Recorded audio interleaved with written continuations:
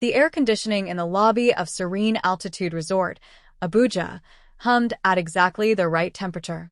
The kind of temperature that made wealthy guests feel the world had been arranged specifically for their comfort. Bayo Raymond walked through the glass entrance doors at 4:47 on a Friday afternoon with the particular swagger of a man who believes he owns everything within eyeshot. His Italian leather shoes clicked against the polished marble floors. His linen shirt, cream, tailored, sat open at the collar. And beside him, her fingers lightly grazing his forearm, was Nena Uma, 28 years old, freshly pressed, smelling of an expensive perfume that did not belong to his wife. Bayo had chosen this resort deliberately. It was upscale. It was discreet. It was, he believed, somewhere his wife would never appear on a random Friday. He was, in every sense of the word, wrong. The receptionist, a young woman in a burgundy blazer, looked up from her screen. Her expression did not shift. It did not need to. She simply smiled and reached for her telephone. And then Sifa walked out. Not rushed. Not angry. She emerged from the corridor to the left of the front desk wearing a white kaftan trimmed in gold thread, her natural hair pinned with quiet elegance, a glass of water in one hand, and an expression so composed it could have been sculpted from stone. She looked at Bayo the way a professor looks at a student who has just made a predictable mistake on an exam she had already graded. Bayo. Her voice was warm, almost musical. We've been expecting you, sir. The lobby seemed to shrink. Nena's fingers slid off Bayo's arm. From the conference room behind Sifa, through the partially open door, Bayo could see people. Seated. Waiting. He recognized the sharp profile of his own mother, his brother Dennis. And beside them, two men in suits with document folders open on the table. Bayo Raymond's mouth opened. Nothing came out. And Sifa simply turned, gestured toward the conference room with the graceful hand of a woman who had rehearsed this moment for 6 months, and said, "Please, come in. Before we continue this story, let me ask you something quietly. Where are you listening from right now? And what time is it in your part of the world? Some of us are hearing this story under the hot afternoon sun. Some in the calm of the night, when thoughts are heavy and hearts are open. Different places, one story, one lesson.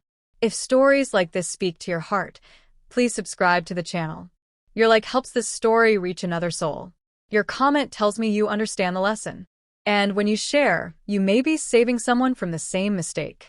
Now, let us continue. Bayo Raymond had not always been the kind of man who destroyed things quietly. In the early years, the years Sifa still allowed herself to remember on sleepless nights, he had been something close to remarkable. He had grown up in Mushin, Lagos, the second son of a bus driver and a market woman who sold Ankara fabric from a wooden stall she had operated for 32 years through rain, through recession, through the particular exhaustion that belongs only to Nigerian mothers who refuse to stop. Poverty had not broken Bayo. It had sharpened him into something pointed and relentless. He had watched his mother count coins on the kitchen table every Sunday night and promised himself, silently, that he would never be a man whose life depended on counting. By 30, he had a civil engineering consultancy pulling mid-tier government contracts in Lagos State. By 33, he had moved from a shared flat in Yaba to his own apartment in Surulere. By 35, he had a car, a house in Lekki Phase 1, and a wife that men in his professional circle openly envied at every industry dinner they attended together. That last achievement, the wife, was the one he understood least and protected worst. Sifa Aluko had come from a different world entirely. Her father, Professor Bayo Aluko, a retired economist at the University of Lagos, had raised her in Surulere with a library for a sitting room and the unshakable conviction that a woman's intelligence was not an accessory to be managed, but a foundation to be built upon. Sifa had absorbed that conviction the way children absorb the values that surround them before they are old enough to question anything, completely, permanently, without reservation. She had studied business administration, earned a second degree in hospitality management from a university in Cape Town, South Africa, and returned to Nigeria at 28 with a plan as detailed and load-bearing as a structural blueprint. She had brought that plan and her mother Moji Aluko's life savings, gifted as a formal blessing on their wedding morning, into the marriage with both hands open. Serene Altitude Resort had been Sifa's vision from the foundation upward. She had identified the Abuja location herself after 14 months of site research. She had negotiated the land lease across 3 rounds of difficult conversations. She had supervised the construction by driving between Lagos and Abuja 11 times in a single year. She had designed the interior concept, selected every fabric, approved every fixture, hired every senior staff member personally, and built the brand from a single carefully worded Instagram post into something that Abuja and Lagos society columns referenced with genuine respect. Bayo had attended the grand opening ceremony in a richly embroidered cream and gold Yoruba agbada. He had stood at the entrance and shaken hands with senators and commissioners and smiled for photographs with the broad, proprietorial ease of a man receiving recognition he had decided he deserved. He had not laid a single brick. But somewhere in the space between the ribbon-cutting ceremony and the resort's 3rd anniversary dinner, Bayo had begun to confuse proximity with ownership. He started signing documents as managing director, a title Sifa had never assigned him and had never contested aloud. He began attending hospitality industry networking events without her, introducing himself across handshakes as the visionary behind Serene Altitude. He accepted compliments about the resort's success with the practiced, comfortable modesty of a man who had genuinely earned them. And Sifa, sitting 2 seats away at dinners, watching from across lobbies, hearing the reports filter back through staff, had smiled politely and said nothing. That silence was not weakness. It was a filing system, because Sifa had begun noticing the changes in Bayo long before she had language for them. There was the evening she found a hotel key card in his jacket pocket while sorting laundry, a card from a property in Victoria Island she had never visited with him. There was the Sunday afternoon when his location, briefly visible on a shared family phone application he had forgotten she could access, placed him in Maitama, Abuja, while his voice on the phone told her he was reviewing a construction site in Port Harcourt.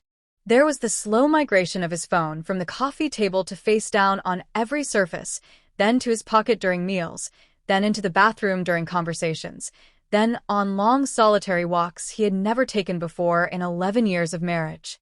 And there was the money leaving the resort's joint operational account in quiet, patient increments that were just small enough to escape casual attention. Sifa did not confront him. She opened a separate notebook. Her mother Moji had seen it before Sifa had fully named it herself, the way mothers who have lived long enough develop a specific vision for the particular trouble that follows a man who has been given more than he has earned. She had driven from Lagos on a Tuesday without calling ahead, sat across the kitchen table from her daughter, and said in Yoruba, with the directness of a woman who had no patience left for softness, "The man is eating from 2 pots and telling both pots they are his only meal." Sifa had laughed, a short, genuine sound, and poured her mother tea. "I know, Mummy," she said in English, with the calm of someone already 3 steps ahead of the problem. "I'm simply waiting for the right moment." Moji had studied her daughter across the table for a long time. The way she held her cup, the steadiness of her hands, the complete absence of panic in her eyes. Then she had nodded, the slow, weighted nod of a woman recognizing something of her own character reflected back at her from a younger face. "Don't wait too long," Moji said quietly. Some men read a woman's silence as a signature, as permission. Sifa had looked at her mother and said nothing. But she had heard every word.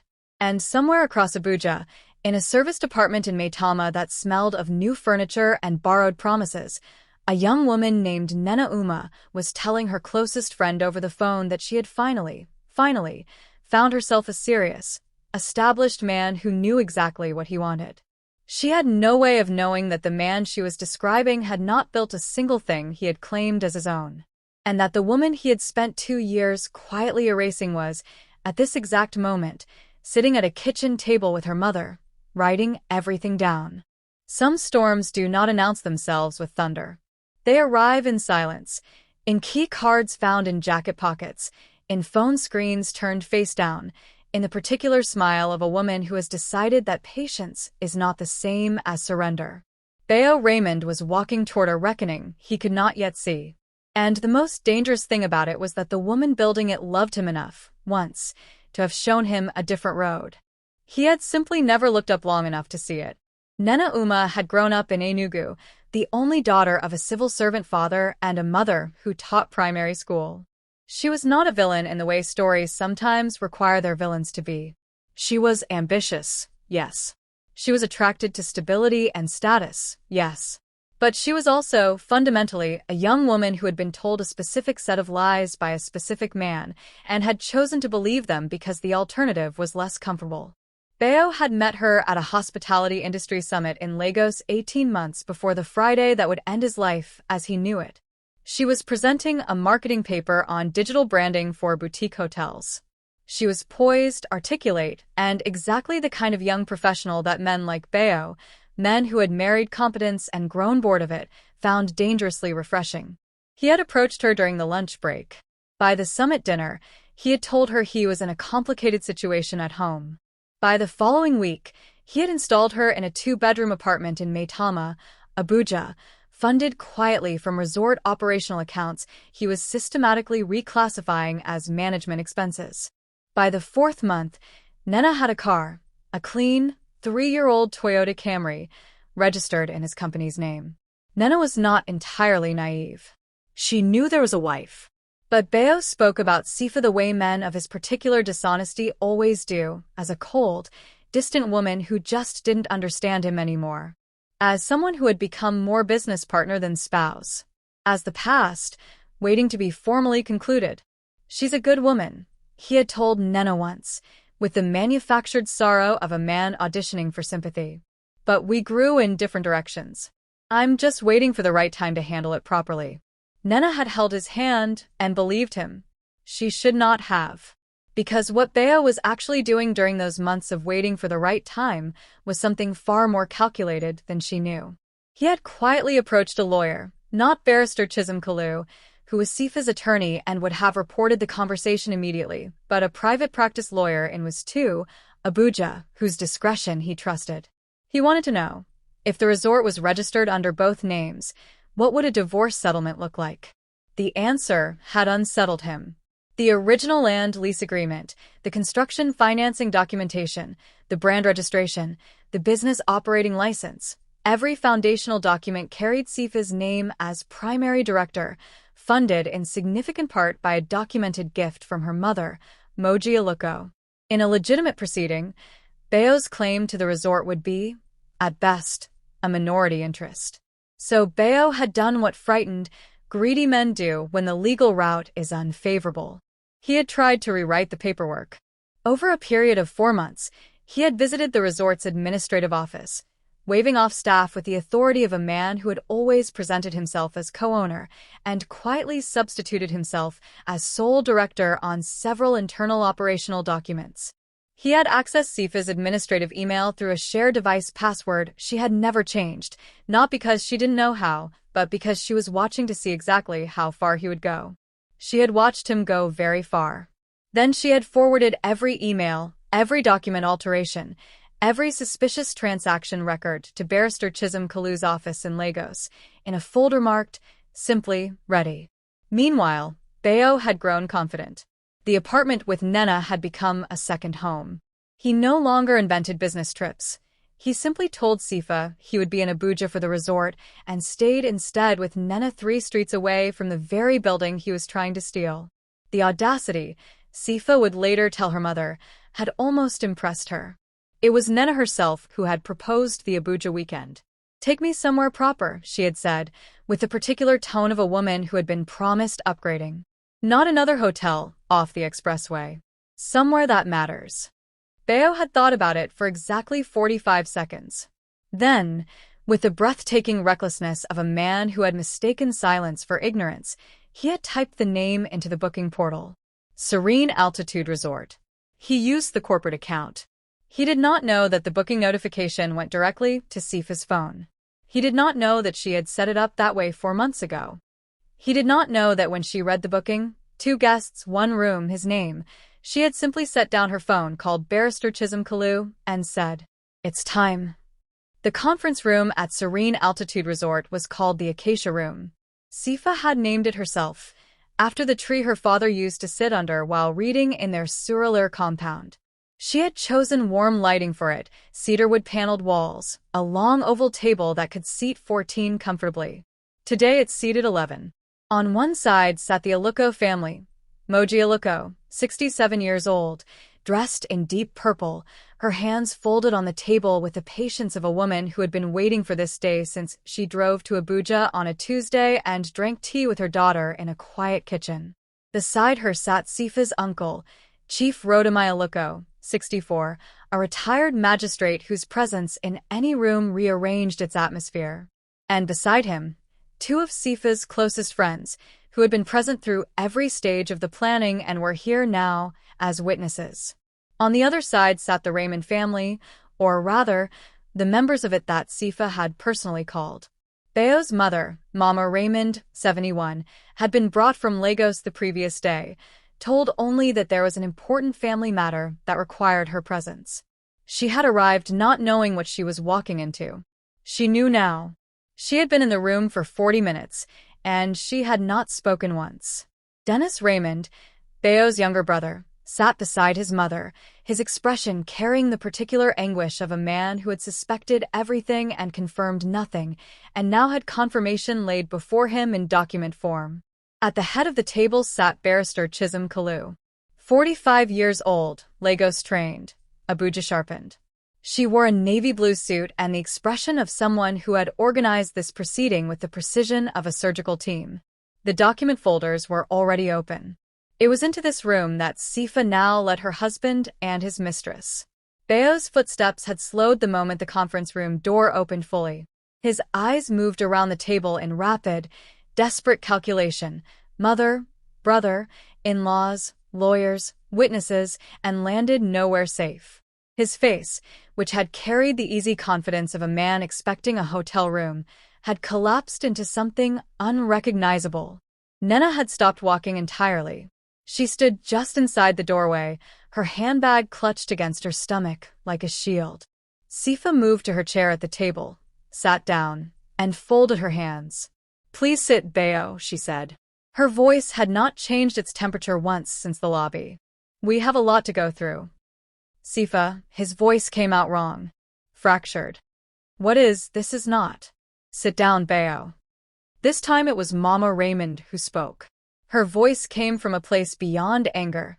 The cold, hollow place where a mother realizes she raised something she does not fully recognize. He sat. Nena was guided, not unkindly, to a chair near the door by one of Sifa's friends. Nobody addressed her directly. Nobody needed to. She was not the subject of this proceeding. She was evidence of it. Barrister Chisholm Kalu stood.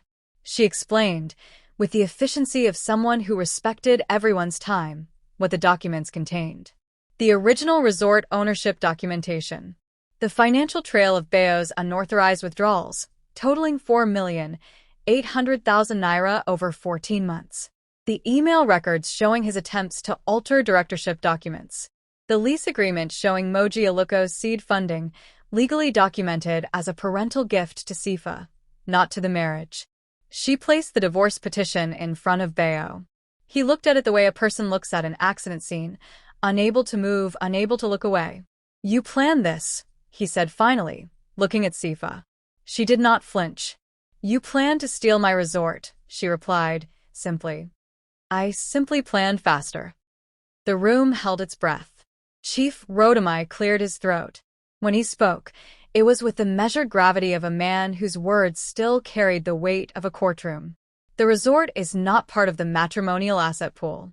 That determination has been made clearly. What is being divided today is the marriage, and what is being returned today is what was taken." Mama Raymond made a sound then. Not a word, just a sound, the kind that comes from a place deep in a mother's chest when she understands, fully and finally, that she cannot fix what her child has broken. Dennis Raymond stared at the table. Bayo's hands were flat on the document in front of him. He had not signed, but they all knew he would, because Barrister Chisholm Kalu had built the case with the kind of completeness that leaves no exits. Outside the conference room, through the floor-to-ceiling windows, Lake Jabi caught the late afternoon light and held it. Sifa looked at it for one moment. Then she looked back at her husband. And she waited. Bayo signed the divorce papers at 7:14 in the evening. He signed them the way a man signs a confession he has run out of arguments against, slowly, with the particular heaviness of someone who has only just understood, in the final moment, what the pen actually represents. Not the end of a marriage. The end of a version of himself he had been constructing for over a decade. Barrister Chisholm Kalu collected the documents without ceremony, aligned them precisely inside her leather folder, clicked it shut, and excused herself from the room with the quiet efficiency of a woman whose work was complete and whose opinion of the proceedings she would keep entirely to herself. The lawyers left. The room did not empty. It contracted. And what remained? The family, the silence, the unfinished air of everything that had just been said and everything that could never be unsaid, was in many ways the harder proceeding than anything the documents had contained. Mama Raymond had not moved from her chair in nearly 3 hours. She was 71 years old, and she had driven from Lagos the previous day, believing she was coming to resolve a family misunderstanding. She understood now, with the complete and devastating clarity that only arrives after it is too late to act on it, that there had been no misunderstanding. There had only been her son, making choices that she had not raised him to make, in a life that another woman had built for him to ruin. When the last lawyer's footsteps faded down the resort corridor and the room settled into its final silence, Mama Raymond looked at Bayo. Not with anger. Anger would have been easier for him to receive and easier for her to carry. She looked at him with something older and heavier than anger, the particular grief of a mother who recognizes, too late and too clearly, the distance between the child she raised and the man sitting before her. "I prayed for you," she said. In Yoruba. Slowly. The way prayers are spoken when they matter. "Every morning since the day you were born. I asked God to make you a man of honor." She paused, her hands still folded on the table, her voice not breaking, simply lowering, the way a flame lowers before it goes out entirely. "I have been asking myself since I sat down in this room where that prayer went." Bayo opened his mouth. Nothing arrived. Dennis Raymond had been silent through the entire proceeding, from the moment Sifa had led them into the acacia room, through every document, every statement, every recorded transaction read aloud with the merciless accuracy of Barrister Chisholm Kalu's preparation. He had sat with his hands flat on the table and his jaw set and his eyes moving between his brother and the evidence laid before him, and he had said nothing because there was nothing a man can say when the truth has already spoken louder than any defense he could construct. He stood now, pushed back his chair, walked around the table to where Bayo sat, and stopped directly beside him. He did not sit. He leaned forward, both palms on the table surface, and spoke quietly enough that it felt private, but in a room that grief had compressed to the size of a confession booth, every word reached every ear. "I covered for you," Dennis said. "Twice. When Auntie Ngozi asked about the Lagos trip in December. When Mama Sifa called me, and I told her you were going through a difficult season at work." He straightened. His voice did not rise. It did not need to. "I told myself you were struggling. That marriage goes through seasons. That my loyalty to you was the same thing as love." A pause. "It wasn't. I was just too comfortable to choose what was right over what was easy." He picked up his jacket from the back of his chair. He kissed his mother on the top of her head, gently, with the tenderness of a son transferring whatever steadiness he had left. Then he walked out of the acacia room, without looking at Bayo again. His footsteps down the resort corridor were steady and unhurried. And they were, in the architecture of that evening, the most damning sound in the entire building. Bayo listened until he could not hear them anymore. Nena had been sitting in the resort's smaller waiting lounge during the family proceedings, a tastefully furnished side room where a junior staff member had brought her water she had not touched and a magazine she had not opened. When Bayo finally emerged into the main lobby, his shirt untucked, his shoes somehow duller than they had been 2 hours ago, she rose immediately from her seat. She crossed to him, stopped close. Her voice dropped. "Bayo, talk to me. Tell me what this means." What does this mean for us going forward? He looked at her. And she saw it in that look. The thing that women who have been lied to learn to recognize after the fact, the specific quality of a man's eyes when the story he told you has run out of pages. He was not looking at her with guilt. He was not looking at her with tenderness or residual warmth, or even the decency of honest remorse. He was looking at her the way a person looks at a problem that has become inconvenient at the worst possible time. "I need to think," he said. The words landed with a flat, hollow sound of a door closing from the inside. "You need to think." She did not raise her voice. She repeated it the way you repeat something that arrived in a language you thought you understood, but suddenly realize you have been mistranslating for months. She stepped back. One step. Then she looked at him, really looked, the kind of looking that strips everything away and finds only what was always actually there, and she picked up her weekend bag from the chair beside her, squared her shoulders, and walked out of Serene Altitude Resort without another word, without a scene, without giving him the dignity of her distress. The glass entrance doors closed behind her. Bayo stood in the lobby his wife had built and watched the second woman of the evening walk away from him. He sat down in a lobby chair. He did not call anyone. He did not reach for his phone. He sat while the dinner service started in the restaurant above him, while the evening staff rotated their shifts around him, while the lights along the lakeside walkway came on one by one in the blue Abuja dusk outside. A young male staff member approached him after a long while, carefully, the way junior employees approach powerful men whose power has just visibly collapsed, and asked, with genuine and professional concern, whether there was anything he could bring him. Bayo looked up at the young man. "Is there anywhere I'm supposed to be?" he asked. The young man did not know how to answer that. Neither did Bayo. There is a specific loneliness that belongs only to men who have burned the only warmth available to them. It does not arrive with noise. It arrives in lobbies, in unanswered questions, in the sound of a brother's footsteps walking away at a steady, decided pace. Bayo Raymond had spent years being the most important person in every room he entered. Tonight he sat in a room that had been built entirely without him and discovered for the first time exactly what that felt like from the inside. 6 months after the Friday that ended Bayo Raymond's carefully constructed world, Serene Altitude Resort was fully rebranded. The new logo, designed by a young Abuja-based artist Sifa had discovered through the resort's Instagram page, featured a single acacia tree in gold against a deep green background. The rebranding was covered by 2 lifestyle publications and 1 business magazine, which described it as a bold repositioning under founder and sole director, Sifa Raymond, and noted the resort's record-breaking December occupancy rate. Sifa had kept the Raymond name, not for sentimental reasons. Her attorney had asked about this privately, and Sifa had answered with characteristic calm, "It reminds me of what I survived. I'd rather keep it than forget it."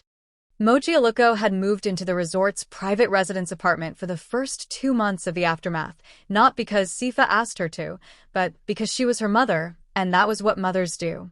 She cooked egusi soup in the resort's private kitchen on Sunday evenings and watched her daughter work with the quiet pride of a woman who had once sat across a kitchen table and issued a warning that was heeded in exactly the right way.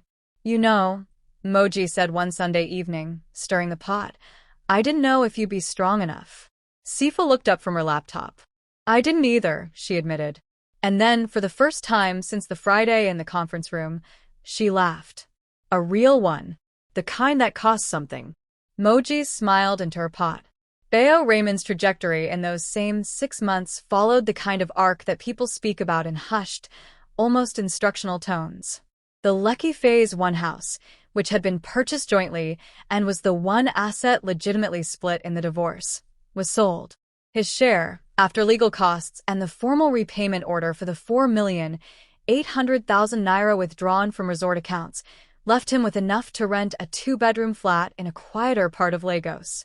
He took it. The contracting business survived because competence does not entirely evaporate with character, but it shrank. 2 long-term clients did not return. 1 government contract he had been shortlisted for was quietly awarded elsewhere. The industry circles that had known him as Bayo Raymond, the man behind Serene Altitude, now knew him differently, and that knowledge changed the temperature in rooms. Nena Uma had not contacted him again after the night she walked out of the resort lobby. He had heard, through the particular information network of shared social circles, that she had returned to Lagos, resumed her marketing consultancy, and was, by most accounts, doing fine. She had told her closest friend, who had told someone else, who had eventually told Dennis Raymond, that she felt stupid, not heartbroken. That the man she had believed in had turned out to be a construction of his own ambition and his wife's sacrifice. She was not wrong. Dennis Raymond remained the most unexpected development of everything that followed. He had called Sifa 3 weeks after the conference room, not to negotiate, not to manage optics, but to apologize. He sat across from her in the resort's garden cafe, ordered nothing, and said, without preamble, "I should have said something earlier. I knew things were wrong. I chose my brother over what was right. I'm sorry." Sifa had looked at him for a long moment. Then she had said, "You told the truth when it mattered, Dennis. That's not nothing." He visited Mama Raymond every Sunday now. He had, in the quiet reshuffling of family loyalty that crises tend to produce, become the son she leaned on. Bayo called Dennis occasionally. Dennis always answered. But the calls were short, and the thing that had existed between them, the easy, uncomplicated brotherhood of shared history, had been replaced by something more careful, more aware. The kind of relationship that survives damage but never pretends the damage didn't happen. There is a particular cruelty in watching a man lose not what he built, but what he was given, and still manage to destroy. Bayo Raymond did not lose Serene Altitude Resort because the law took it from him. He lost it because it was never truly his. He had spent years presenting a borrowed foundation as personal achievement, and when the woman who laid that foundation stopped lending it, he had nothing to stand on.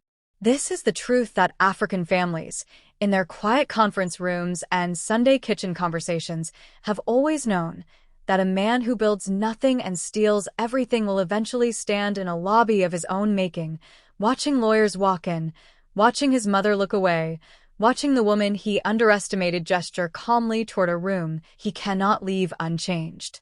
Silence is not always forgiveness. Sometimes, silence is a woman waiting for the right moment. And the right moment, when it comes, takes everything. Thank you for staying with me to the end. Comment your thoughts on the betrayal and tell me where you are watching from. Don't forget to like, subscribe, and turn on notifications for more gripping stories like this. What do you think happens next? Comment below.